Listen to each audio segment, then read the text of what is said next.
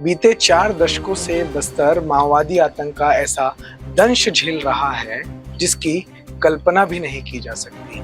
शहरों में बैठकर एसी कमरों में बैठकर नीतियां बनाने वाले लोग और पत्रकारों का जो पूरी जमात है जो टीवी स्टूडियो में डिबेट करती है, टीवी स्टूडियो में बातें करती है, उन्हें कभी नक्सल पीड़ित दिखाई नहीं देते।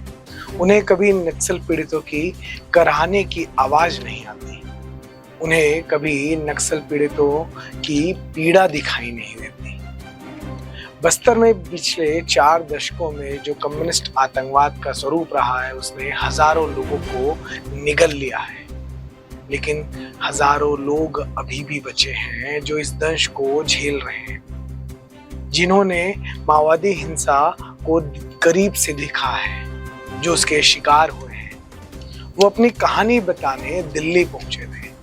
4 दशकों में पहली बार ऐसा हुआ और उनकी इस दिल्ली यात्रा में द नैरेटिव की टीम पूरी तरह से उनके साथ थी, उनके एक एक स्टेप को कवर कर रही थी। और इस दिल्ली यात्रा के साथ साथ जो उनकी पीड़ा है उसको भी करीब से द नैरेटिव की टीम ने देखा।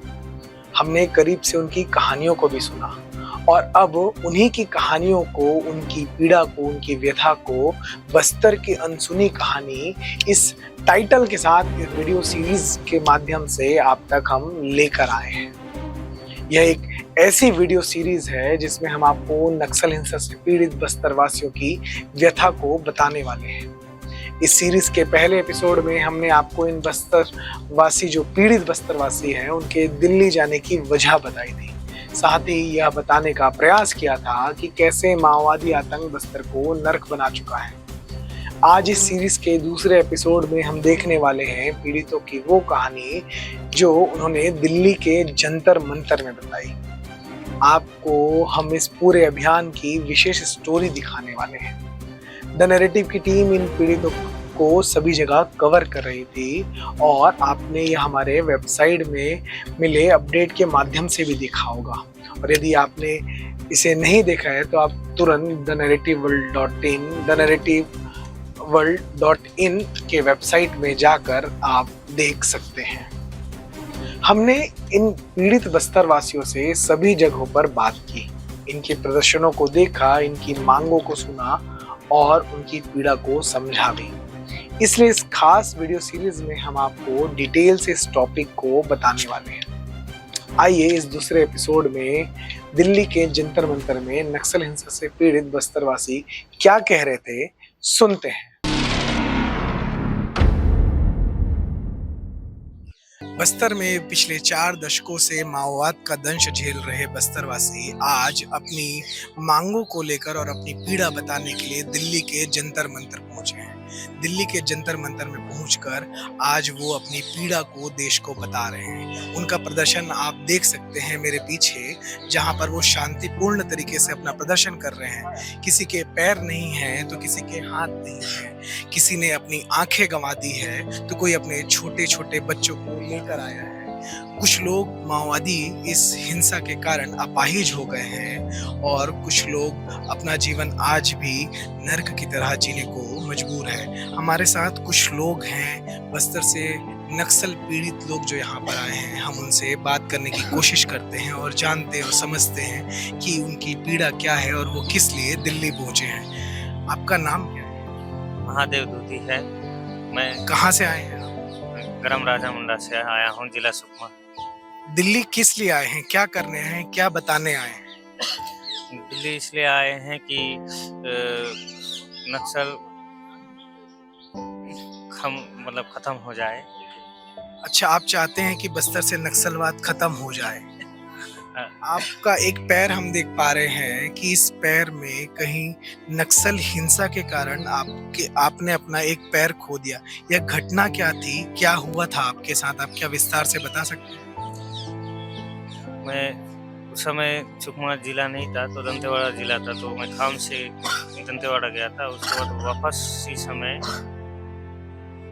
बस आईडी में उड़ा दी। अच्छा, तो माओवादियों ने, नक्सलियों ने बस को आईडी से उड़ा दिया था। उस बस में आप बैठे हुए थे? हाँ, उस बस में मैं बैठा हुआ था। तो आईडी मोड़ने के बाद मेरा पैर चले गए। तो बस को नक्सलियों ने जब उड़ाया तो उसमें आपके साथ और भी लोग बैठे हुए थे। बस तो फुल था, बस में पूरा सवारी बैठी हुई थी। जिस समय ये घटना हुई तब आपकी उम्र कितनी थी और आप उस समय क्या करते थे? मेरा उम्र था उस समय 12 के आसपास था। उस समय पढ़ाई करता था मैं। तो इस घटना के बाद आपकी पढ़ाई जारी रही या बंद हो गई? इस घटना के बाद भी पढ़ाई जारी था। उसके बाद वो 9वीं तक का पढ़ाई किया था। उसके बाद पढ़ाई मतलब नहीं कर पाया। ये जो घटना हुई जिसमें आपने अपना पैर गंवाया, इस घटना के बाद आपकी जिंदगी में क्या बदलाव आया? आपको कैसी कैसी चीजों, किस तरह की परेशानियों का सामना करना पड़ा? इस घटना के बाद मैं जैसे खेती करना होता है तो मैं हल जोतने भी नहीं होता है, और जैसे बारिश सामान भी बोने नहीं होता है, और जैसे पानी उनी जैसे जाते रहते हैं वहाँ भी चलने नहीं होता है। बहुत दिक्कत जाता है ये एक पैर में, और वजन चीज जैसे बो भी नहीं सकते कि पूरा दुखता है।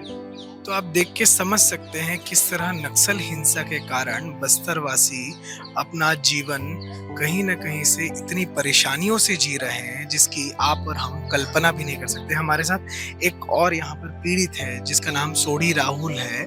सोढ़ी राहुल की कहानी कुछ इस तरह से है, वो अभी अपनी कहानी को बता भी नहीं पा रहा है, इतना भावुक हो रहा है। उसका एक पैर वो खो चुका है। उसके दोनों आँख जो है, वो दोनों आँख को आप देखेंगे तो आपको समझ आएगा कि उसने अपनी दोनों आँखें गंवा चुकी है। उसका एक पैर वो खो चुका है। साथ में ही यहाँ पर एक और पीड़ित है हमारे सामने, हम उनसे भी बात करना चाहते हैं।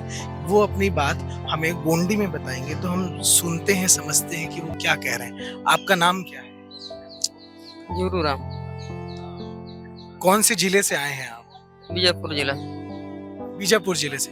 क्या हुआ था आपके साथ, क्या घटना हुआ? मुंबिला से हुए। थोड़ा आप जोर से बता सकते हैं कि आप क्या बोलना चाह रहे हैं? बस्तर शांति वाला। बस्तर शांति बम ब्लास्ट हुआ था। जी। क्या हुआ था गोंडी में ही बता दीजिए, क्या हुआ था पूरी घटना गोंडी में बता दीजिए।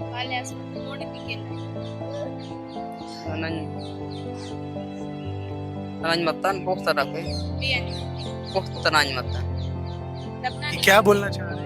दफना निकल गए थे सर, इधर से जाते समय ठीक गए हैं, रिटर्न आते समय शाम का टाइम था, रात अंधेरा था। किसको दफनाने के लिए गए? या कुछ हो सज मतन। चाची को। अच्छा, मतलब अपने इनके परिजन का निधन हुआ था और अपने परिजन को दफनाने के लिए शमशान में गए थे, अपने अंतिम संस्कार के लिए गए थे और दफना के लौट रहे थे। उस समय इनके साथ हादसा हुआ और इन्होंने अपने इनके पैर में आप चोट देख सकते हैं, आप ये पूरे चोट के निशान देख सकते हैं कि किस तरह से इनके साथ सारी घटना को, माओवादी हिंसा के कारण इनको आज ये स्थिति को भुगतना पड़ रहा है। आप कल्पना कीजिए कि कोई व्यक्ति यदि अपने परिजन को उनका अंतिम संस्कार करने के लिए शमशान में जा रहा है और उन्हें ऐसी स्थितियों का सामना करना पड़ रहा है। हमारे साथ एक और पीड़ित है, हम उनसे भी बात करने की कोशिश करते हैं कि आपका नाम क्या है? मारा हावला। नारा हावला। आपके साथ क्या घटना हुई थी, आप बता सकते हैं? जाने की बात ले दूं बस अरे मु बस मत में का के कूड़ो ने की बात में दिन जा पे बस मानेर तारे बस मत लिखता बम थे। पक्की दर्शन। आप कैमरे को देख के बताइए, कैमरे को देख के बताइए क्या घटना हुई, कैमरे को देख के बताइए, गोंडी में ये बता दीजिए। आ जाना रखने बस मत तना था जी, बांस काटने के लिए गए थे सर, उधर से रिटर्न आते समय ये क्या है बोल के फिर चल रहा था तो फिर पकड़े हैं, तभी ब्लास्ट हो गया। अच्छा, तो ये बता रहे हैं कि ये बांस काटने के लिए, मजदूरी करने के लिए गए हुए थे और वहां पर ही इन्हें एक नक्सलियों के द्वारा प्लांट किया गया एक आईडी विस्फोटक दिखा और उस विस्फोटक को उन्होंने देखा कि ये क्या चीज है और वहीं वो ब्लास्ट हो गया और इनका एक पैर वहीं पर इन्होंने खो दिया। आप यहाँ पर छोटे बच्चों को भी देख रहे हैं। ये वो बच्चे हैं जो नक्सलवाद माओवाद से पीड़ित हैं। ये वो बच्चे हैं जो बस्तर का भविष्य है और इन्हीं भविष्य को, बस्तर के देश के ऐसे ही भविष्य को माओवादी अंधकार में डाल रहे हैं। इन भविष्य को बचाना बेहद आवश्यक है और आप इनके तख्तियों में पढ़ सकते हैं कि बस्तर की एक ही गुहार, खत्म करो नक्सलवाद। आज हम दिल्ली के जंतर मंतर से आपके समक्ष ये रिपोर्ट लेकर आए हैं। मैं शुभम उपाध्याय, दिल्ली के जंतर मंतर से द नैरेटिव के लिए। इन पीड़ित बस्तर वासियों ने हाथ में तख्तियां पकड़ी थी। तख्तियों पर लिखा था, मैं खामोश बस्तर हूं लेकिन आज बोल रहा हूं। उसमें लिखा था, मेरे मानवाधिकार की बात कौन करेगा। ये नारे भले ही सामान्य लगे लेकिन ऐसी पंक्तियां हैं जो बस्तर के नक्सल पीड़ितों के कराह की आवाज है। माओवादी आतंक पनपने के 4 दशक बाद यह संभव हो पाया कि कम्युनिस्ट आतंकवाद से पीड़ित बस्तरवासी देश की राजधानी में अपनी गुहार लेकर पहुंचे थे। यह वही जंतर मंतर है जहां अनेक तरह के लोगों ने आंदोलन किए, प्रदर्शन किए, अपनी आवाज उठाई। कुछ तो ऐसे समूह थे जो भारत विरोधी हैं, देश विरोधी हैं, उनको भी इस जंतर मंतर में जगह मिली अपनी आवाज उठाने की, आंदोलन करने की, प्रदर्शन करने की। लेकिन ये बस्तरवासी 4 दशकों के बाद यहाँ पर आवाज उठाने पहुंचे हैं और इनकी आवाजों को देश ने कितना सुना या नहीं सुना वो तो हम आकलन नहीं कर सकते, लेकिन ये बात तय है कि इन्होंने आवाज उठाई है। और जिन परिस्थितियों में रहते हैं ये लोग बस्तर में, जिन जख्मों को ये झेलते हैं, जिन भय के वातावरण में रहते हैं, उसके बाद दिल्ली तक आकर आवाज उठाना बहुत बड़ी बात है और यह आसान नहीं है, ना ही यह कहीं से भी सरल है। बस्तर वासियों ने ये जो पीड़ित बस्तरवासी आए थे, नक्सल हिंसा से पीड़ित बस्तरवासी जो जंतर मंतर पहुंचे थे, उन्होंने जिस तरह से अपनी बात रखी, यह कहीं ना कहीं देश के लिए एक अपनी व्यथा बताने का तरीका था और पूरे देश को सुनना चाहिए कि ये पीड़ित क्या बता रहे हैं। द नैरेटिव की इस खास सीरीज बस्तर की अनसुनी कहानी का यह दूसरा एपिसोड आप देख रहे थे। इस एपिसोड के बाद हम लगातार आगे भी एपिसोड दर एपिसोड इस विषय पर आपको जानकारी देते रहेंगे और आपके लिए एक्सक्लूसिव स्टोरी लाते रहेंगे। तब तक के लिए देखते रहें द नैरेटिव। अगर आपको यह वीडियो पसंद आया हो तो इसे शेयर करें, अगर YouTube पे हमारे चैनल को सब्सक्राइब करें और बेल आइकन पर क्लिक करें।